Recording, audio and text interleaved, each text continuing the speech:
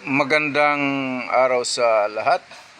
The YouTube channel of the Fraternal Order of Eagles, Limbas Law Corner is back to once again render public service in the field of law for our countrymen or para sa kaalaman sa larangan ng batas sa sambayanang Pilipino.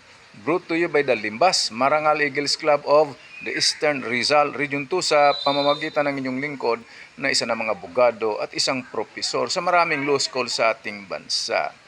Para sa kaalaman ng marami, itong mga pagdiskusyon namin dito ay hindi para magreklamo laban sa isang tao o laban sa isang organisasyon o laban sa gobyerno.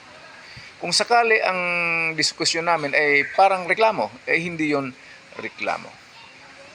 Alam naman namin ang gagawin kung sakaling reklamo talaga. Ito'y ginagabayan lamang ang maraming mamayang Pilipino kung ano ang kanilang karapatan ayon sa batas at kung ano ang nararapat gagawin kung sakali nilabag ang kanilang karapatan sa batas.